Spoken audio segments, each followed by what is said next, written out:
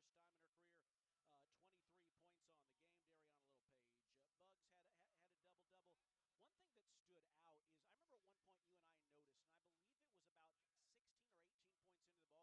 One thing that stood out is I remember at one point you and I noticed, and I believe it was about 16 or 18 points into the ball game, all 5 of our starters had scored. Yes. This offense initiates, this version of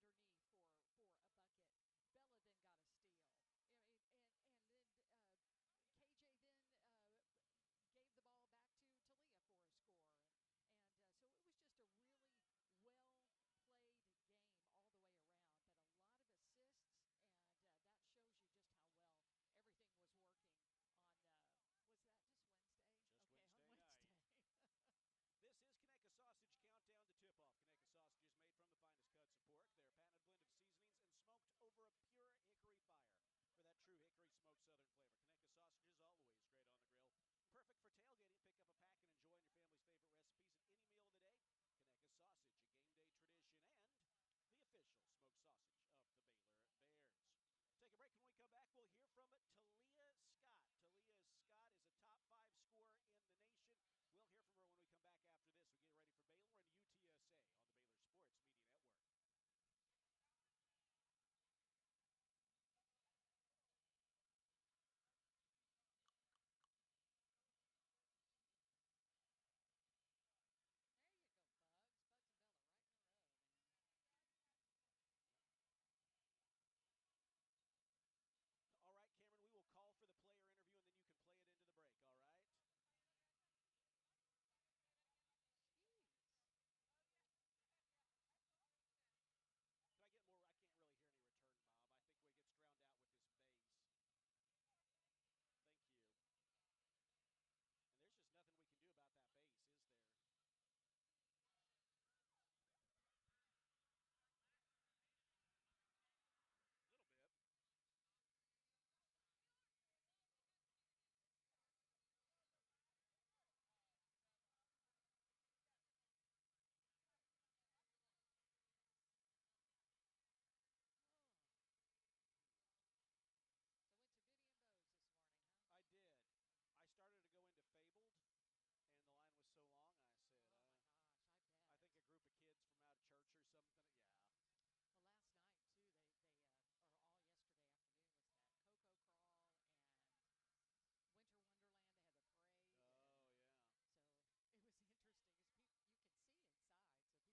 that bass, is there? A little bit. Oh. So went to Biddy and Bose this morning, huh? I did. I started to go into Fabled, and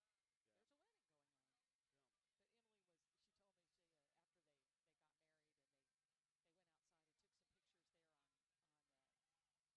Well, last night too, or all yesterday afternoon was that Cocoa Crawl and Winter Wonderland. They had the parade. Oh, yeah. So it was interesting because you can see inside.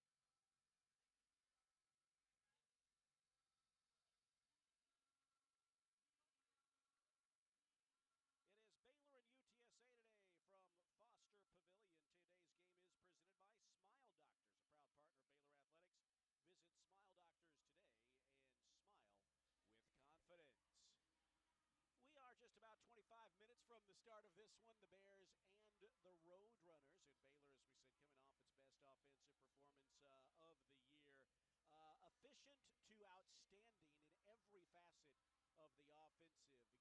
The Bears and the Roadrunners. And Baylor, as we said, coming off its best offensive performance of the year. Efficient to outstanding in every facet of the offensive game. 3/4 of their shots were made buckets, were assisted. They shot season-high 63.5%. They were at 50% from beyond the arc. Everywhere you look, good things were taking place. And certainly a big piece of that has been Talia Scott. She averages 23.7 points per game.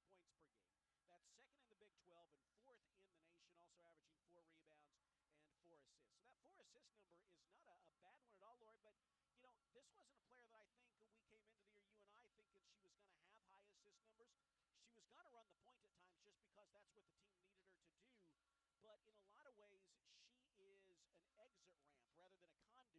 ball goes to her, and that I mean that in a good way. You want her to shoot the ball. You want her to take it to the bucket.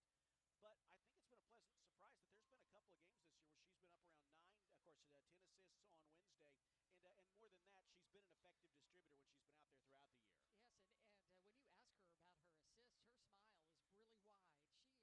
But when you think about it, what are opponents going to do? They're going to key on your top scorer.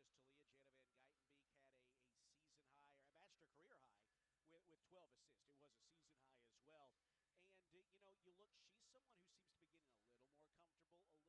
Scott.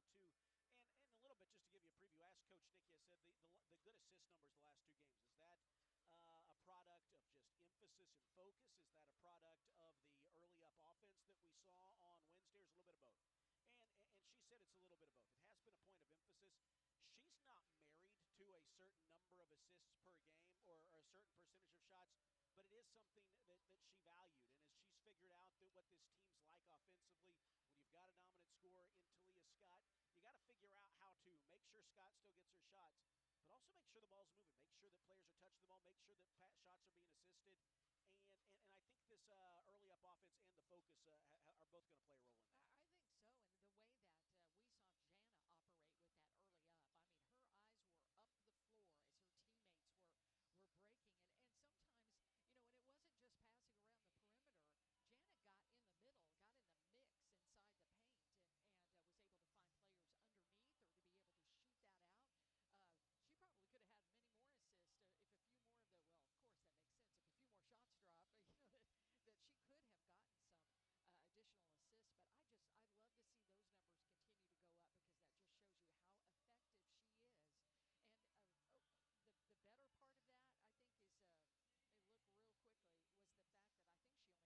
the perimeter. Jana got in the middle, got in the mix inside the paint, and was able to find players underneath or to be able to shoot that out. She probably could have had many more assists if a few more of the, well, of course that makes sense. If a few more shots drop, that she could have gotten some additional assists. But I love to see those numbers continue to go up because that just shows you how effective she is. And the better part of that, I think, is let me look real quickly, was the fact that I think she only had 1 turnover. Is That's that right? That is correct. 12 assists. They 2 turnovers, okay. but 12 to 2. That is outstanding. I mean, she's taking care of the basketball. That's always an emphasis, and Jana started to really value those possessions and just see the impact of that going up.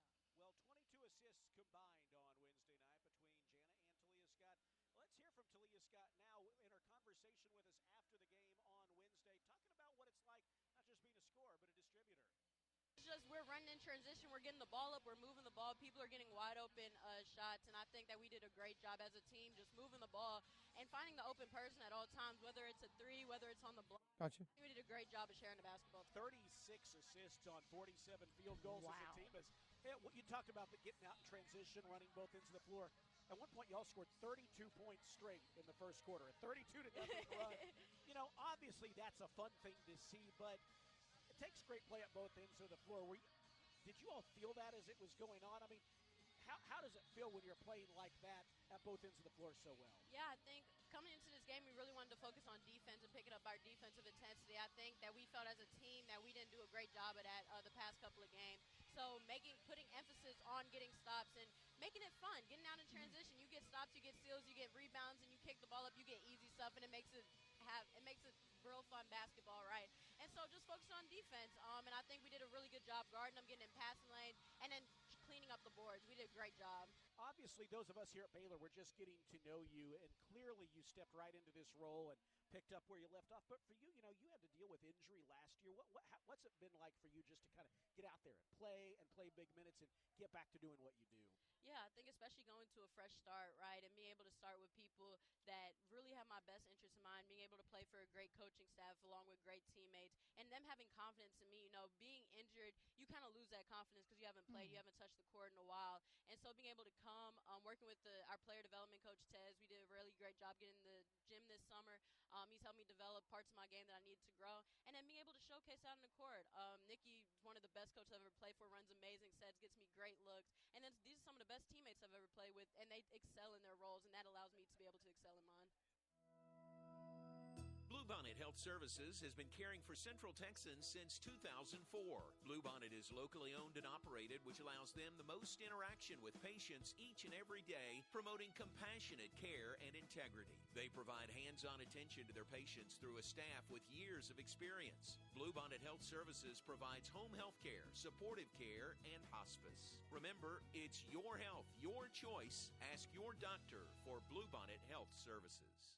Planning a new or used vehicle purchase? Drive the lane with First Central Credit Union's easy online application. It's a winning season with First Central's full court press of quick local loan processing, your best rate, and flexible terms. Apply online. You'll score at www.firstcentralcu.com. We're your team. Membership and loan policy requirements apply. Member NCUA. Everything we do, it's true. We do for you. Hi, Jan from Toyota here to let you know that Toyotathon is on. And what better way to get in the spirit of the season than with a new Toyota, like RAV4, Grand Highlander, and Corolla Cross. But to really get in the spirit, let's sing about it. So without further ado, driving through the snow in a new RAV4, hooray! To the slopes we go in a Highlander for a ski day. A Camry to get hot cocoa, tubing with a Tundra makes the kids go loco. Oh, what fun it is to make holiday wishes come true. Toyotathon, Toyotathon, Toyotathon is on.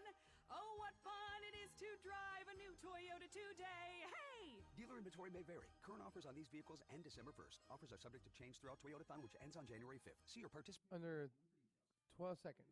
Let's go places. During Toyotathon, qualified by Sure. 9% APR financing for 72 months on a rugged new 2026 Tundra.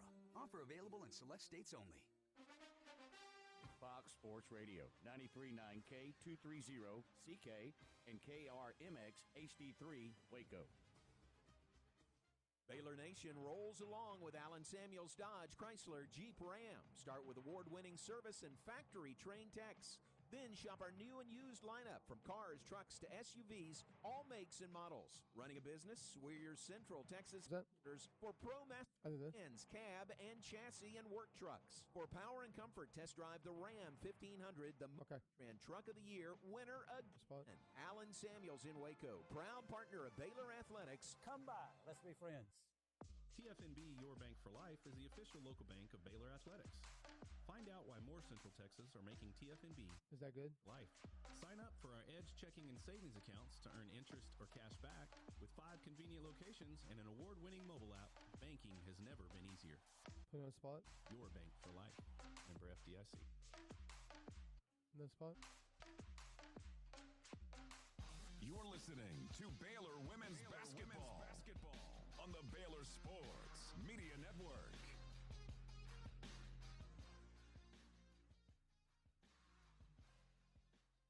Come see why Green Eye Associates is voted best in Waco year after year. Enjoy exceptional service and care from Dr. Leanne Green alongside her dedicated optometrist and staff. Receive trustworthy Okay, no, you're good. Sorry. contacts and eyewear, and work with the most experienced optical team in Waco. Don't miss the new Sorry about that. dry eye therapies that rejuvenate the eyes and face with safe, non-invasive treatments to restore comfort and quality of life. Green Eye Associates, official optometrist of Baylor Athletics. You're listening to Baylor Women's Basketball on the Baylor Sports Media Network.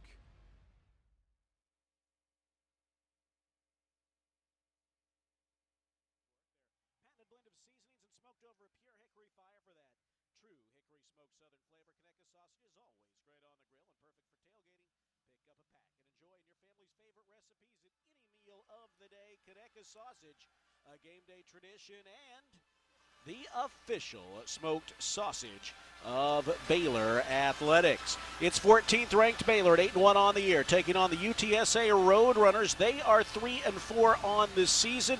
We'll take a timeout. When we come back, we'll hear from Bears head coach Nikki Collin. Then we'll come back with the starting lineups and the tip. After that, it's the Bears and the Roadrunners coming up 15 minutes from now at Foster Pavilion on the Baylor Sports Media Network. When you strive for greatness, you have a target on your back. When it comes to finances, we're all targets for scammers. But with the right game plan, you can protect yourself. Don't get faked by fraud. Here's a tip. If you receive a call from someone claiming to be from a company, don't give them your personal information, ever. Unless you know them personally, hang up and call the company back on a verified number.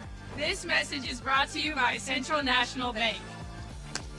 See for yourself why Green Eye Associates is voted best in Waco year after year. Enjoy exceptional service and care from Dr. Leanne Green, along with her dedicated optometrists and staff. Receive trustworthy insights about your eye health, enjoy the impressive variety of contacts and eyewear, and work with the most experienced optical team in Waco. Don't miss the new state-of-the-art dry eye therapies that rejuvenate the eyes, face, and neck areas with safe, non-invasive treatments to restore comfort and quality of life. Visit greeneyeassociates.com. Green Eye Associates, official optometrist of Baylor Athletics. Today we have two very special guests on our program, introducing Lem and Lime. Hello. For Starry Lemon Lime Soda. Thanks for having us. What is Starry Lemon Lime Soda? It's a crisp, clear burst of lemon lime flavor, and it's caffeine-free. Between us, one of you must be a little more important to Starry than the other. Who is it? We're both important. So we could just as easily be Starry Lime Lemon Soda. No, that doesn't sound right. Oh, I like it. So you saying hip-hop could be hop-hip? Works for me. Starry Lemon Lime Soda.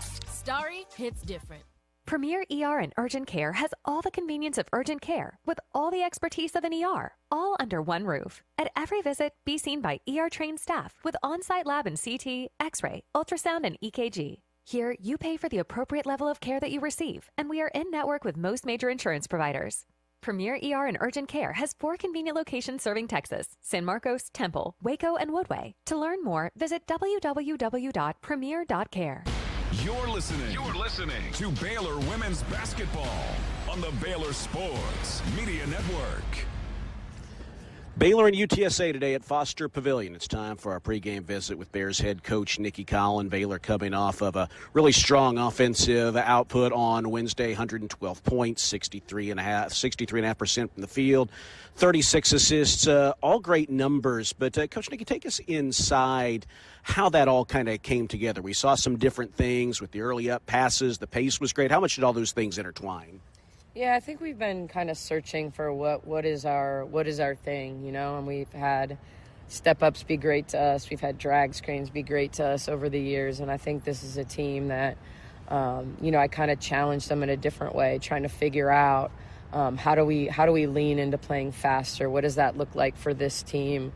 And I think we just kind of really started. We started in a kind of 2-on-2 advantage situation, you know, looking for our rim runners, but the focus was on, you know, give them one shot, rebound. Let's be better at getting the outlet down the floor. Let's look to advance it up the floor and either attack off the bounce or look for our rim runner. And so I think that it kind of drove our wings to run harder because they had opportunity to get the ball ahead and have the ball in their hands. I thought it gave our posts really good energy running to the front of the rim. And so, like, I think it's going to be a balance of, you know, that being something that can be really good to us, but us making good decisions over time as we're playing better opponents or opponents with more size, and we have to play to secondary action. So trying to build off of that, you know, and then take next steps in terms of, okay, well, now they take that away. What do we have next? You talk about making good decisions as people are watching the team playing. I know every play is a little bit different, so maybe this is a broad question, but what are a couple of good decisions early on you're looking for in this? Yeah, I think a lot of it is you know, are we advancing it 5 feet or are we advancing it 25 feet? And there's a big difference. Like, I think our guards, our point guards in particular, can create pace, you know, off the bounce. But it all comes down to, like, what is the advantage they're creating with the early up? And so, you know, I think sometimes it's the cross court. We call that slicing the floor. But I thought, you know, when defense is running back and they're congesting the lane first, you know, it's not just sometimes right up the sideline. It's the diagonal cross court pass, which, you know, if people are sitting on, is a dangerous pass. But if you're creating an advantage, you know, it's seeing both sides of the floor, you know. And so to me, are we creating an advantage with the pass, you know, and that's what I want to see. I don't want to see us throw it to throw it, because if it's 8 feet, that's no advantage. By the time the ball's in the air, we catch it and have to put it on the bounce. And so are we getting a rim runner, and then are we doing a good job utilizing our trail? I think I think this is a game that we're going to have to play to the trail more and play to an advantage. I think they're going to get back with their guards, but it's their posts that tend to be late in transition. So do we do a good job of moving it and playing to mismatches if their guards are holding the rim, in transition? In the game on Wednesday, you had 36 assists. Really, the last two games have been two of the better games assist to bucket ratio that we've seen this year. How much of that is pace? How much of that is what you just described? How much of that is an intentional focus, or is it a mixture of the two? Yeah, I think it's a mixture of two, and it's a mixture of the defense. So, we've started to see zone. We saw a significant amount of zone against Southeast Louisiana. I think we're going to see some zone today. It's a little tougher to score unassisted baskets against the zone. Where are we getting unassisted baskets? It's been Talia downhill off a ball screen, finding ways to score at the rim. That's harder to do against the zone. So it tends to be, the ball movement to the one more, the kick out against zones. But also I think playing faster, playing in transition, the ball touching more people's hands gives us more opportunity to get to shots. And then it also comes down to making shots. I was talking to our team about when you look at our shot creation, we've missed a lot of open shots. We've missed shots that would have been assisted baskets, so it's not always every game that it's not that we're not passing the ball or not trying to pass the ball. Sometimes we're just not making it. And then it becomes, do we do a good job on the offensive glass? That's not going to be an assisted basket. So, it's kind of taking what the defense gives you, but I thought we were really unselfish, against Southeast Louisiana. I thought there were times we'd get to 2-on-1s and, Talia is so elite at, if there's one person back, there might as well be no one back for her because she's so good at manipulating the defense it's one time it's the spin off the defense and the and one. The next time it's the Euro step around. And she makes hard things look really, really easy. But I thought she did a really good job of feeding bugs in transition when we created 2-on-1s that could have been a keep. She found ways to feed other people in transition. And that keeps people wanting to run, wanting to run with you when you feed them as well. And so I think that's going to continue to be important for us when we're running and we have opportunities for layups, that we're really sharing the ball in those situations. And finally, Coach Nikki, UTSA, what do they bring to Foster today? Yeah, I think they've struggled to score. I mean, when you look at their offensive numbers, they're not good. They're not standing out. Their defensive numbers are really good. I think they're a team that competes at the defensive end. They're physical. They're going to play through their post. I think Rowe has that inside-outside ability at the 4 and leads them in scoring, but they have depth inside that they'll always have a 5 that's going to have rim protection and size. They've started to play a little bit more zone. We're going to see a mixture of icing ball screens as well as kind of a drop coverage. But they're physical. I think they do a good job getting in help side. They're going to be physical, locking and trailing on screens, and they're going to play personnel, so they're going to play the analytics of, what our individual players do. But I think Karen does a good job of getting them to play really, really hard. You're going to see the old school high-low, that you saw for years here with Coach Mulkey in terms of trying to play with those posts in the middle of the floor, a little bit closely aligned with maybe how Iowa played their triangle a little bit. But we're gonna have to keep those two bigs off the glass. I think we're gonna be at our best playing against them in transition, and then we've got to grow in our zone attack. And so, I think they're probably, of the teams that have played a zone, they probably play theirs the best. Even though I don't think it's what they want to play, I think they're comfortable playing their 2-3 zone. All right, thanks very much. Bears head coach Nikki Collin with the pregame comments. It's the Bears and the Roadrunners straight ahead here on the Hellberg Barbecue is a family-owned business started here in Waco, Texas, and proud to serve the local area. They love to cater all kinds of events, big and small. Serving Baylor and its families is one of their favorite things, and they even ship barbecue nationwide. Check them out while here in Waco or online and support one of Waco's local barbecue restaurants, Hellberg Barbecue.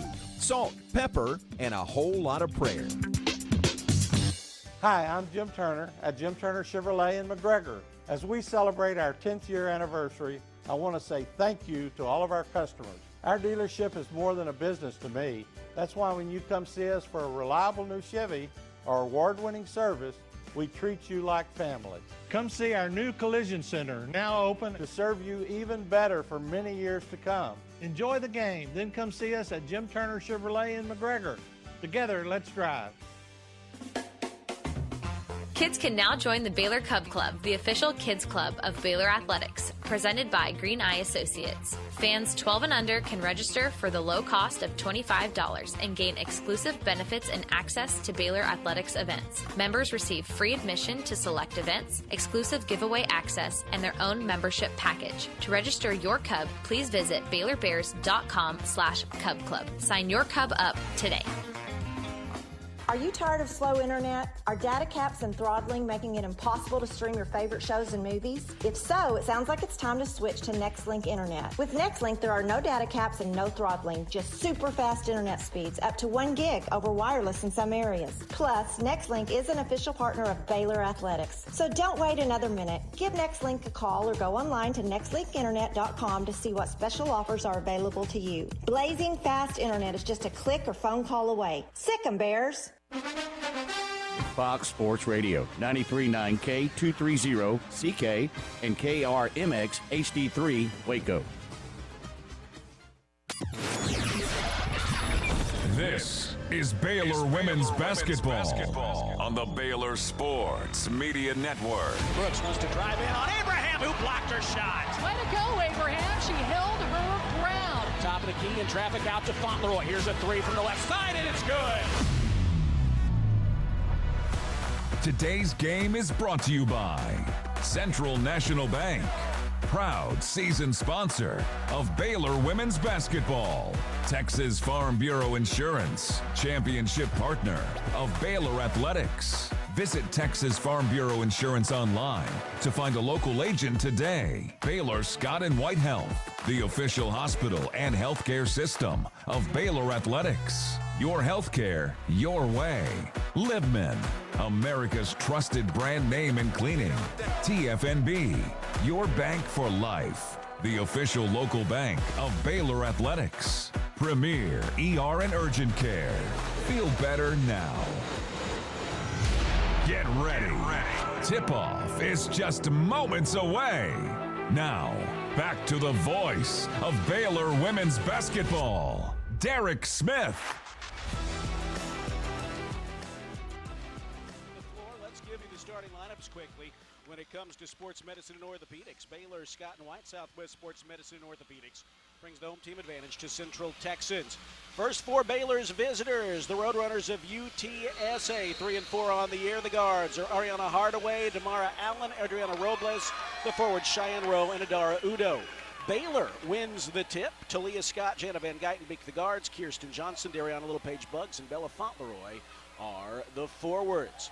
Baylor looking to score first on offense. Bella Fauntleroy takes a feed open from the left wing, but is too strong on a 3 weak side board to Allen, and that's the way the game begins. When it comes to sports medicine and orthopedics, Baylor, Scott and White, Southwest Sports Medicine and Orthopedics gets you back in the game.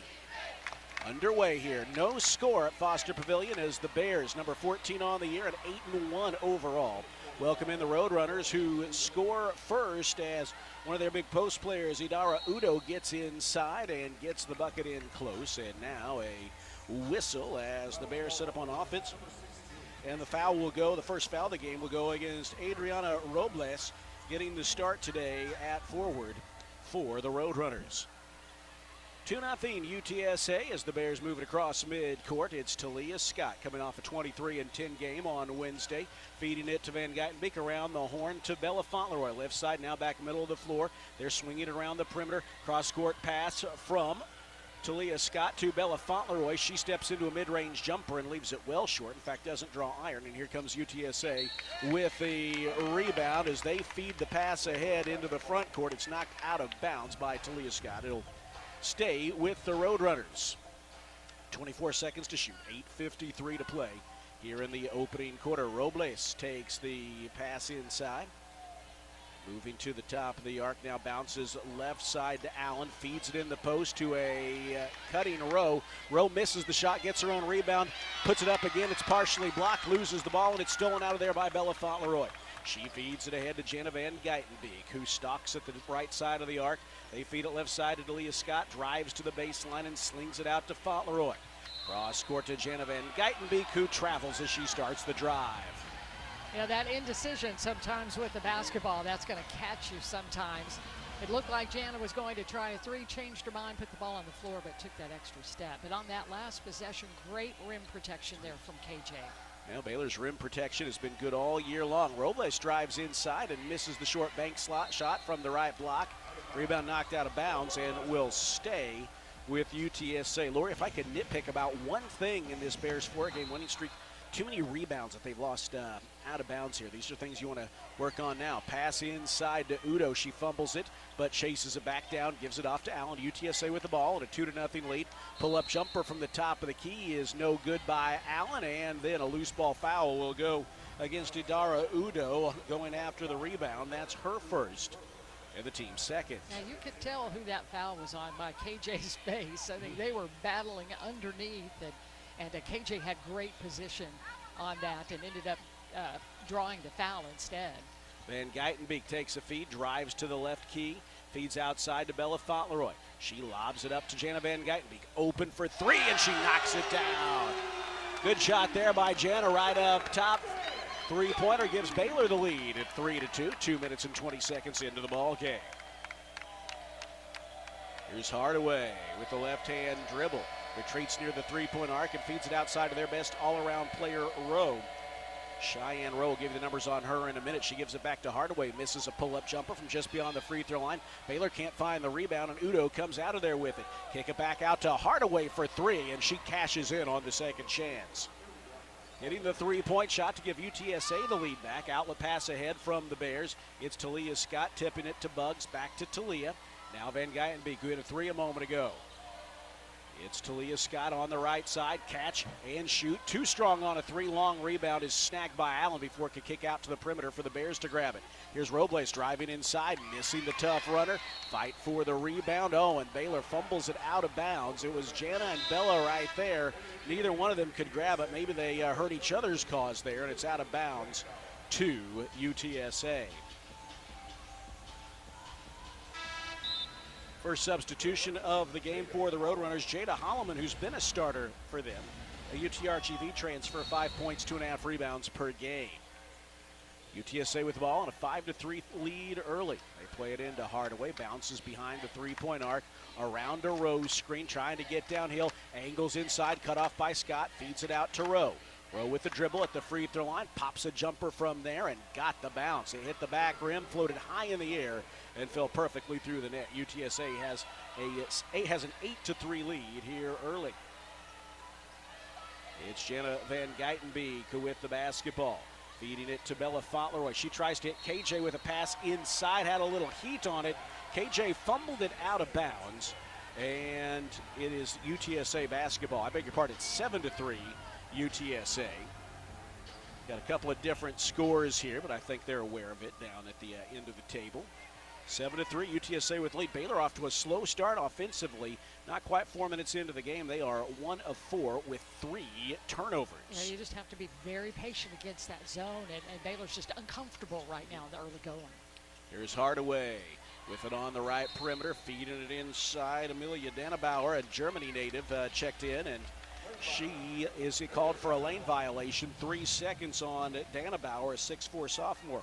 Mentioned Cheyenne Rowe. She's the player to watch for them. Their leading scorer and rebounder, 13 points, 7.5 boards per game.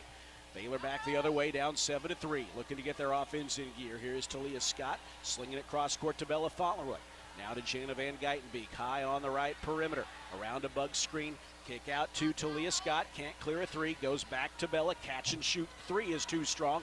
Fight for the rebound, it's loose on the floor, and Holloman chases it down, but is called for the travel. Yeah, it's her forward momentum trying to get that basketball is awfully hard to stop your feet then, but Baylor gets a break on that turnover and see if they can, again, solve the zone in a very patient way. Robles back in for UTSA in place of Holloman. Baylor on offense with the original starters out there. Fauntleroy plays it into Van Geitenbeek, who gives it to Scott, lobs it down low for KJ. Too much air under it. And that's the fourth turnover. We're going to see our first substitution of the game. Kyla Abraham will check in the post, get some last-minute defensive instructions from Coach Tony Green, and now heads that way for KJ. I think it's just some patience right now, and that's when it almost looks like hot potato out there with the basketball. Baylor's made some great diagonal passes, just haven't been able to clear a good shot just yet. Robles hands it off to Allen. Beyond the top of the key, bounces left block to Danabauer, back outside to Allen. Swings the elbows with 10 to shoot, leans into the defender and draws the foul. She kind of stumbled, but that stumble combined with Dariana Littlepage Buggs leaning in was enough to draw the foul. That is the first foul on the Bears. And the Roadrunners will play it in from the baseline. They bounce it down low to Rowe, who can't clear the shot in close. Bella stays with her and pokes the ball away. Stolen out of there by Talia Scott. The Bears are off and running. Van Geitenbeek into the front court, hands it back to Scott. Scott fakes a shot, drives inside, tries to bounce it in a crowd to Kyla Abraham, and it's stolen away. And now Jana nearly steals the outlet pass, but knocks it out of bounds, bringing us to our first quarter media timeout. The 2025-26 women's basketball season is presented by Central National Bank. Proudly serving Central Texans in Waco, Temple, and Austin. Bank different. Bank Central, Central National Bank. And Lori, briefly, I imagine this isn't a time the Baylor players wanted to have that on-the-floor timeout called, because they're really struggling at both ends right now. Yeah, they are, and I think what Coach Nikki has done is Baylor ran that play that she was just talking about in your pregame show, where if you got the trail there, and that's what Jana did. She just stepped inside the three-point line, fed Talia Scott with that trail shot, and Talia passed up the three. That's one of those that she's so good at, just setting her feet and letting it fly. And I think that's what they're talking about right now. 7-3 UTSA halfway through the first quarter on the Baylor Sports Media Network. Serving Texas since 2007, Magnolia Realty is a full-service brokerage led by expert industry knowledge and a commitment to community. With kindness and integrity at the forefront, every agent is equipped to help you navigate the market and make the real estate journey your own. Whether buying or selling, feel supported with an award-winning agent at your side from first offer to contract and close. Magnolia Realty serves cities including Waco, Dallas, Fort Worth, Austin, San Antonio, Temple. Learn more at magnoliarealty.com. When you strive for greatness, you have a target on your back. When it comes to finances, we're all targets for scammers. But with the right game plan, you can protect yourself. Don't get faked by fraud. Here's a tip. If you get a call saying they're going to lock you in jail for missing jury duty unless you pay a fine, that's fake. Scammers use scare tactics to force you to act without thinking. Just hang up the phone. This message is brought to you by Central National Bank. You're listening to Baylor Women's Basketball on the Baylor Sports Media Network.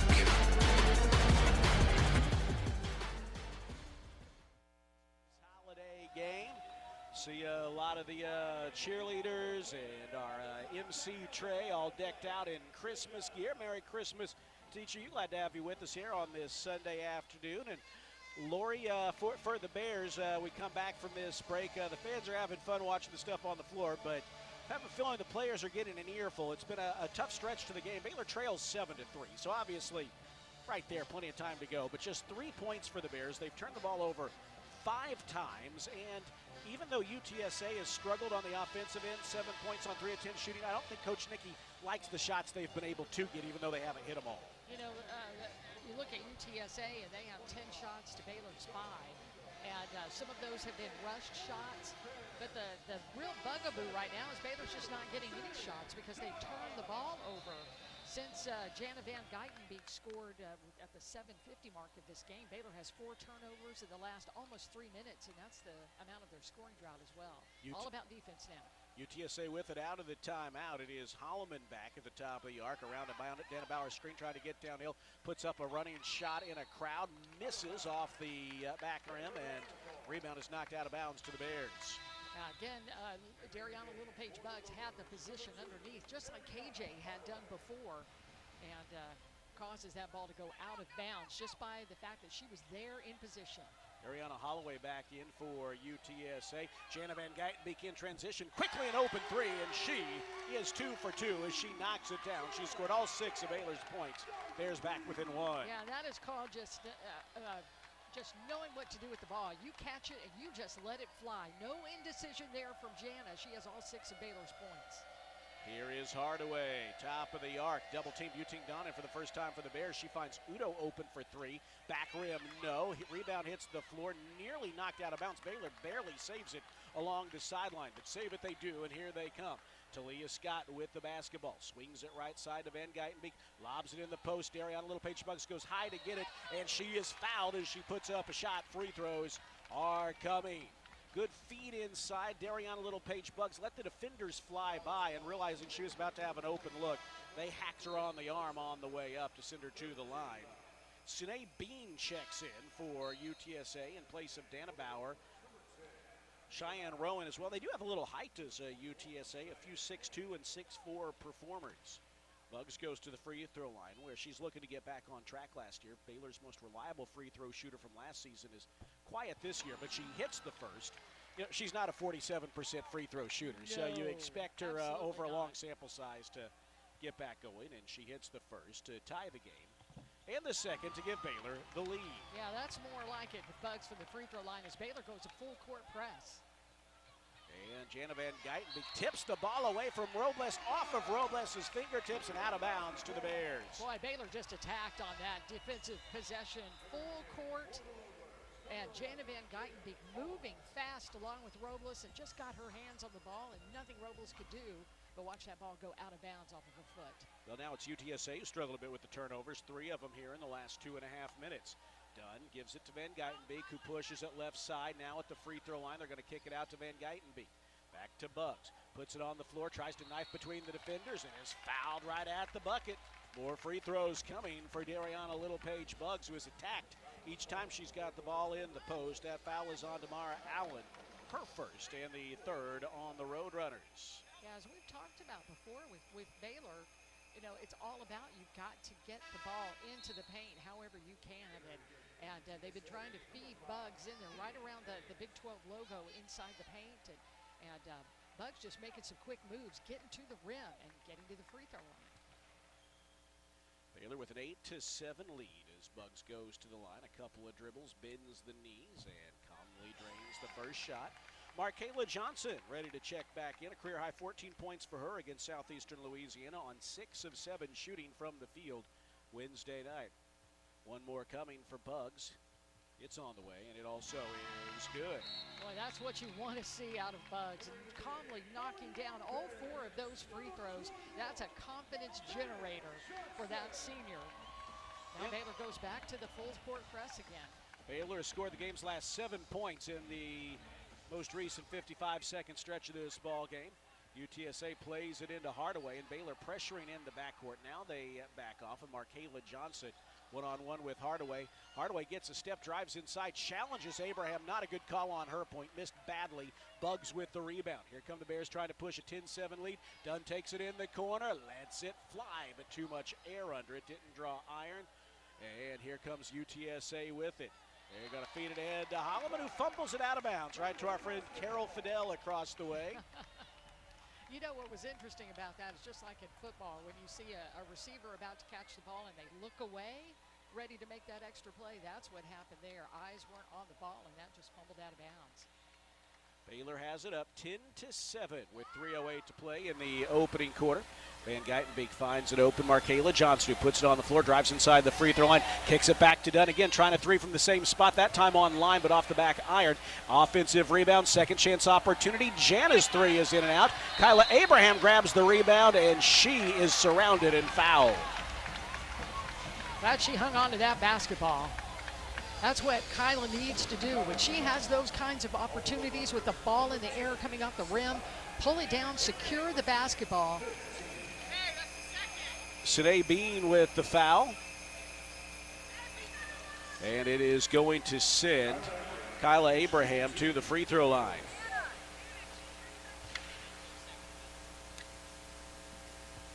Kyla Abraham, 43% on this season. First one is off the back rim. Oh, it couldn't get the bounce. Oh, I thought it was going to I did too. I thought it was going to fall back through. She's got one more coming.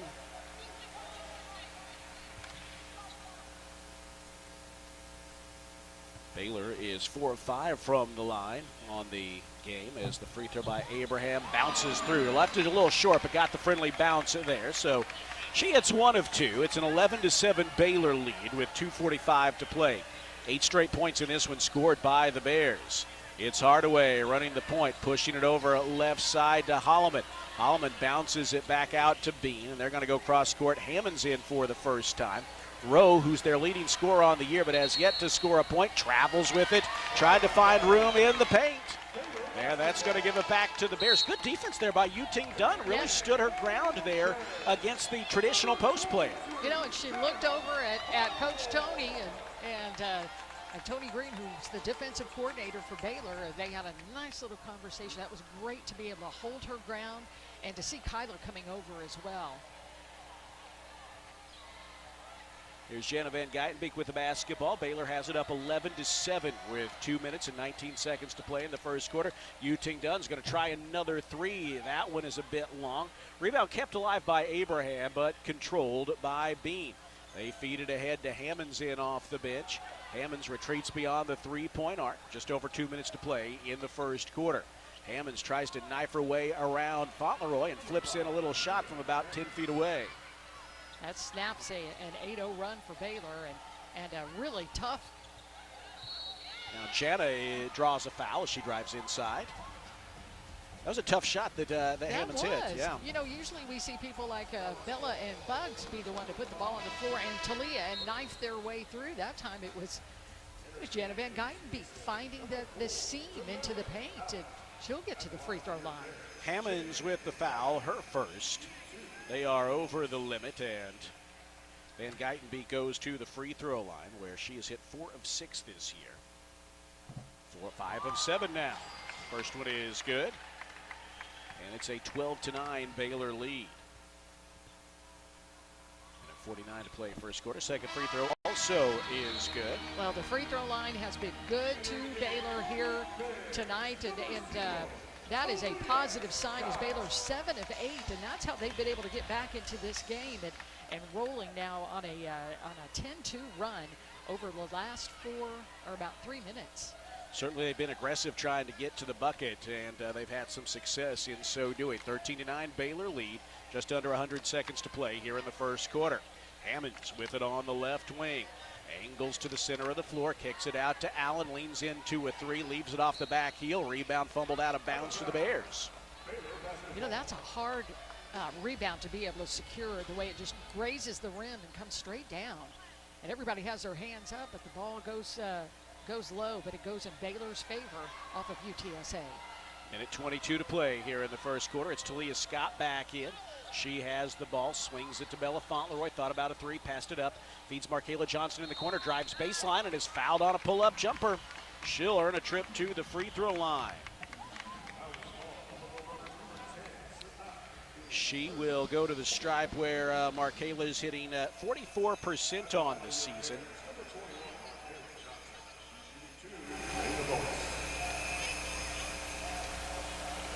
Minute 11 to play. Baylor, as we said, has been good at the line so far. First one is up, but that one is too strong. One more coming. 7 of 8, now 7 of 9 after that miss. Markayla coming off of her most effective game as a Bear scoring-wise. 14 points on 6 of 7 shooting at the first 2 threes of her Baylor career. Missed the first free throw and the second. A rebound high-pointed and tipped to be kept alive by Abraham. Markayla grabs her own miss. Baylor will get another crack at it with 1:05 to play first quarter. Here is Yu-Ting Dunn giving it to Abraham. Abraham flips it back out to Scott. Scott gets downhill around an Abraham screen, feeds it out to Markayla Johnson. Three from the left side is in and out. Abraham with the offensive rebound. Kick out to Scott. She'll let a three fly. That one's online, but too strong. And the rebound caroms out to Allen. Boy, a couple of good looks there for the Bears. Just couldn't hit. We're down to 38 seconds to play. First quarter, 16 seconds between the clocks. Bears are up 13-9. It's Hardaway. On the drive, gets inside and drew the foul. Almost walked with, but maybe that's because she was bumped, and Talia Scott called for that bump. Her first foul and the team's second. Yuting Dunn will get a breather. Dunn 0 for 3 from the floor to start the game. Had some good looks just thus far, has not connected. Now 9 seconds between the clocks. As the Roadrunners having trouble getting in, they lob it into the top of the arc to Hammonds at the last possible second. Hammonds spins it out to Hardaway. Hardaway's passing the post is stolen by the Bears, who can play for the last shot if they want to, but they're off and running in transition. Talia Scott to the bucket for the lay-in. She challenged the defender and laid it in to give the Bears a 15-9 lead. Now UTSA can play for the last shot. We're down to 7 seconds to go. Hardaway's not going to wait. She pumps a jumper and hits. Now the Bears will play it in and not get a shot off as the first quarter draws to a close. Today's game is presented by Smile Doctors, proud partner of Baylor Athletics. Visit Smile Doctors today and smile with confidence. Baylor 15, UTSA 11. That's our score at the end of one here on the Baylor Sports Media Network. TFNB, your bank for life, is the official local bank of Baylor Athletics. Find out why more Central Texas are making TFNB their bank for life. Sign up for our Edge checking and savings accounts to earn interest or cash back. With 5 convenient locations and an award-winning mobile app, banking has never been easier. TFNB, your bank for life. Member FDIC.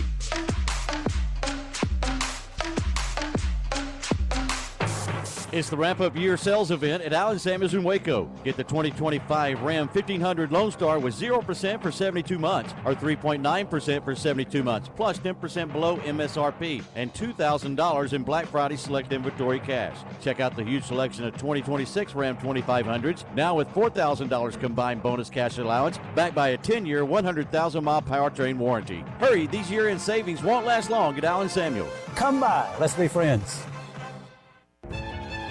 You're listening to Baylor Women's Basketball on the Baylor Sports Media Network. Bob Baker, our engineer. Cameron Savoy, our producer in Waco on this Sunday afternoon. The 14th ranked Bears, 8-1 on the year, number 21 in the national net rankings, taking on UTSA. Lori, Karen Aston, head coach. UTSA had 2 tours of duty here at Baylor, 1994 to 1996, 2006 to 2007. She's been a head coach at the University of Texas, at UNT, among other places, and seems to have found a nice home at UTSA. I think UTSA is a really good place for her. She's one of those that can take a mid-major and turn them into a team that can, cause some ruckus. For Baylor today, I think it's just it's being comfortable with that zone. UTSA has just stuck with that, and Baylor's just 3 of 13. But you know what? 11 of those 13 shots have been three-pointers. So that's you can see Baylor with a lot more of a concerted effort to try to get the ball in the paint. And not only just to see if you can get to the rim, but also to shoot it back out. Just got to get some of those shots to fall from the outside. Well, and like you said, some good looks, but, Jana's hit 2 of her 3. Everybody else a combined 0 for 8, but I like the shots that, for the most part, that they've taken. Team got a couple of good looks. Markayla had a good look. Talia had one I thought for sure she was going to hit. So you don't want to abandon that, but also to your point, you do want to try to get it inside a little bit more, particularly against this zone defense. You want to, once you get it to the middle of the floor, you want to find someone down low who could be cutting to the basket, try to slide behind that zone. Yeah, UTSA has been called for quite a few fouls. They have a couple of players with 2 fouls each, so we'll see if that has any kind of impact on the game. But I know Coach Nikki wasn't really excited about that last bucket by UTSA with about 3 seconds left before the end of the first quarter. UTSA with the basketball as we start the second quarter. Rowe is back in along with Allen, Hardaway, Hammonds, and Bean. It's Bean in the corner, guarded by Kyla Abraham. As Bean tries to feed it cross court, she throws it right to Bella Fauntleroy. So that's a UTSA turnover. Their 7th of the afternoon. The Bears will try to score points off it as Talia Scott bounces it just inside the arc, right side to Buggs. Buggs swinging the elbows, trying to decide how to attack. Feeds it in the corner instead to Markayla Johnson, who drives from the right corner. Misses a pull-up jumper from mid-range, but the rebound is tipped from Abraham to Johnson, and the Bears will get another crack at it. Abraham looks to attack, gets downhill, sends it to Markayla Johnson in the corner. Single digits on the shot clock. Back to Markayla. She's open for 3, and she buries it from the left quarter pocket. She passed up the first one, and she didn't pass up that second one. And if Markayla could be a threat from beyond the arc, that's just a good thing for Baylor on the assist from Little Paige Buggs. 18-11, Baylor with the lead. A minute gone, second quarter. Here's Allen driving downhill, trying to spin and puts up a little flip with the left hand that falls home. Makes it 18-13. Baylor with the ball on a 5-point edge. Talia Scott lobs it, left elbow to Abraham. She spins and feeds it back out to Talia Scott. Now Bella Fauntleroy hits Abraham at the top of the key. She's going to try a jumper well beyond her range, and she banks it in. So I don't know that that's what the shot. The look on Coach Nikki's face right now indicates that is not the shot that she wanted the team to take. But Kyla Abraham at least hit it by banging it off the glass and having it fall through. And the Bears have a 20-13 lead, prompting a UTSA timeout. We will take it as well. Hey, Bears fans, this basketball season, make Pepsi your go-to game day drink because it's the only drink for basketball watching. Pepsi, that's what I like. Proud partner of Baylor Athletics. Baylor by 7, a minute and a half into the second quarter on the Baylor Sports Media Network. Bluebonnet Health Services has been caring for Central Texans since 2004. Bluebonnet is locally owned and operated, which allows them the most interaction with patients each and every day, promoting compassionate care and integrity. They provide hands-on attention to their patients through a staff with years of experience. Bluebonnet Health Services provides home health care, supportive care, and hospice. Remember, it's your health, your choice. Ask your doctor for Bluebonnet Health Services. Slam that cash with First Central Credit Union. Create a full court press with First Central's free checking that pays you cash back and refunds fees from other banks' ATMs. Enjoy free reward checking and be the MVP of a new cashback season. It's an easy bank shot. Apply online at firstcentralcu.com. We're your team. Everything we do is true. We do for you. Eligibility and qualifications apply. Member NCUA. You're listening to Baylor Women's Basketball on the Baylor Sports Media Network.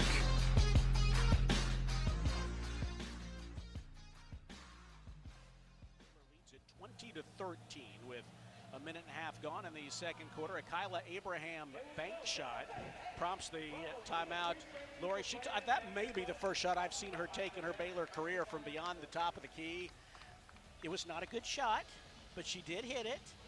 The look on Coach Nikki's face was one that was not especially pleased, even as the players on the bench were laughing hysterically. So, well, she took that shot from the elbow, and that's kind of a bug shot. But I'll say this for Kyla Abraham, she didn't hesitate to pull the trigger. She did not. And I didn't think it was going in, but she if I were her, off the back of the glass. If I were her, I would claim I was trying to Tim Duncan it, and I was trying to use the glass from the get-go, right? That's, you know, Tim Duncan, I mean, his was more from the wing a little bit, but, you know, as a post player, use the glass. I would say that's what I am doing. Worth noting, though, Kyla, the Bears have outscored UTSA by 11 while she's on the floor. So that's worth noting there. She's played 7 minutes and is plus 11. No one else on the team is more than plus 8, and that is Yuting Dunn. Well, Kyla has also been a real presence underneath. In fact, that last turnover that UTSA had, that was caused just by her getting out there in the corner with that length of hers and forcing that extra shot or that extra step, the turnover for UTSA. Bears by 7. UTSA with the ball. Rowe, their leading scorer, scored just 2 points, and she is forced to give it up to Allen. Allen wants to bang her way inside, stripped to the basketball. It's out of bounds and will stay with the Roadrunners with 13 seconds remaining on the shot clock. They'll play it in from the baseline. It'll be Allen with the goalpost to her left. Allen having a little bit of trouble, having some trouble. It's close. She feeds it in at the last second, and it's knocked out of bounds by Bella. Rowe was sort of slipping back out near the three-point arc, and Bella read the pass and knocked it away. Baylor's been able to get into the passing lanes pretty well here today, and I think, did she just drop the ball? I think she just dropped the ball when the official sent it to her. They're playing it in from the sideline now, and UTSA does so to Hardaway. Single digits on the shot clock. Hardaway looks to angle downhill, cut off by Scott, kicks it out to Rowe from the top of the key, and her jumper is good. Cheyenne Rowe, their leading scorer. James Madison transfer, a 6'2 senior, has 4 points. 2 minutes gone, second quarter. Baylor with the ball and a 20-15 lead. Baylor still really looking to get into an offensive flow here today. It is Van Geitenbeek against this zone defense, finding Bella Fauntleroy. She tries a three from the right side, back rim, no, and Rowe grabs the rebound. You know, when you're facing a zone defense, you got to knock down a three or two. As Rowe tries another shot from the free throw line, misses. Bears have the rebound knocked away by Hammonds. She turns around and misses a putback. Danabauer tries to save it, instead flips it to Leah Scott. The Bears are off in running, but don't have numbers. Scott slings it in the corner to Van Geitenbeek. Extra pass to Bella, right side, but her three is short. And Rowe collects the rebound. Boy, the three just not falling today for the Bears. Some good looks, but they were 3 of 14 from downtown. 14 of their 18 field goal attempts have come from long range. There is Hardaway with it. 3 minutes gone, second quarter. Bears by 5. It's Hammonds feeding it to Rowe. Right post. Puts it on the floor, turns and faces the basket. Feeds it back outside. Now driving in is Hardaway. She is surrounded by Baylor defenders and has the ball taken away from her by Dariana Little Page Buggs. Jana off in running, and a reach-in foul from behind by UTSA draws the whistle. Well, Baylor's defense that time just blew up what kind of the scramble play that UTSA was trying to see if they could get a good look. But wow, some great defense out there that took Rowe out of the play. And then when they touched the paint, Dariana Little Page Buggs came and attacked, I think she was just trying to tie the ball up, but knocked it out of her hands, and Jana was off and running. That foul on Damara Allen is her first and the team's first of the second quarter. Buggs has it off the inbounds, tries to feed it in a crowd to KJ. She tried to hold the ball at the top of her fingertips, but it was knocked away and stolen. That's the 6th Baylor turnover, and actually the first since about the 5-minute mark of the first quarter. UTSA lobs it down low to Udo. Udo walking with it across the lane, and a jump ball is called. Baylor ties her up. Dariana Little Page Buggs applying defensive pressure there, and it's Baylor ball. Neither team shooting especially well right now. UTSA 35%. Oh, and an unforced error by the Bears as Dariana Little Page Buggs is allowed to bring the ball up the floor. She's called for a travel. We're going to see Buggs be given point guard responsibilities on plays here and there, but obviously that was not the most encouraging play right there in that regard as she traveled with it. 6:19 to play in the second quarter. Here's Robles with it, feeding it left side to Hammonds. Hammonds back beyond the three-point arc. Now right side, it's Holloman. Holloman spins it in the corner. And they feed it down low to Rowe on the right baseline. A couple of dribbles back to the basket. Double team by the Bears. Shot clock is expiring as Robles misses the three. No, they say she got it off in time, and the long shot is missed, grabbed by Rowe, and they're going to get another crack at it. 5:50 to play second quarter. There's a feed in the corner. Hammonds tries a three, back rim, no. Bears had a hand on the rebound, but it's knocked out of bounds by UTSA. Boy, after such a sharp game Wednesday night, this has not been the most aesthetically pleasing game for either team. Now, it's a different team. UTSA is known for their defense. They want to kind of get you playing in the mud a little bit. They've got a little more height, too, than a lot of mid-major teams. And they're making it tough with that zone defense. And then as the Bears move into the front court, an offensive foul is called on Jana Van Geitenbeek.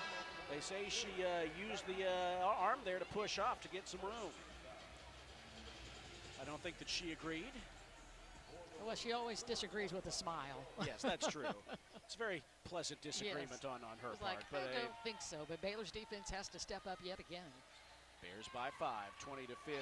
Entry pass in the post, knocked away and stolen Tipped by Bella, stolen by Bugs. And now the Bears give it back to Jana Van Geitenbeek. Van Geitenbeek spins it right side to Bella. Cross-court pass and a quick fireball pass right back to Van Geitenbeek, who's off target on a three from the top of the arc. Baylor is now 3 of 15 from downtown. That's 20%. Baylor by 5 halfway through this second quarter. It is Holloman tossing it over to Rowe, who spins it perimeter right to Hammonds. She faces the basket with under 5 to play first half and 10 seconds to shoot. Long three by Robles is perfect. Man. She had some air under that one, and that was in the air a long time. She knocked it down to cut the Baylor lead to 2. Now the Bears in transition the other way, cut off defensively. It's Van Geitenbeek kicking it out to Bella. Tried to hit that first three, but she leaves that one short. And Holloman chases down the long rebound. Baylor has gone 3 minutes and 42 seconds without a point. 4.5 to play here in this second quarter. We'll have a timeout on the next dead ball. There's a bounce to Hammonds, harassed by Bugs on the right perimeter. Hammonds has it knocked away, barely maintains possession. Good defense by Bugs. She leans inside. Hammonds leans in to Bella Fauntleroy. Who else? Who draws the charge? And that's going to bring. No, we won't have a timeout. I beg your pardon. They called the timeout early in the quarter. So they're going to keep on playing here. But that was a good job defensively by Bella Fauntleroy. She anticipated that drive and took the charge. Yeah, and Bella to the block and was able to get in there after Hammond attacked. It got past Bugs, but I think Bugs saw Bella coming. Was able to set her feet, take the contact, and Baylor have the basketball back. Up by 2, 20 to 18, with 4:18 left to go in the second quarter. Here's Dunn with it, back in for the Bears. Feeds it to Jana, thought about a three. Now drives, splits the defense, kick out to Dunn. Lets a defender fly by, drives inside, pulls up, and calmly knocks down the mid-range.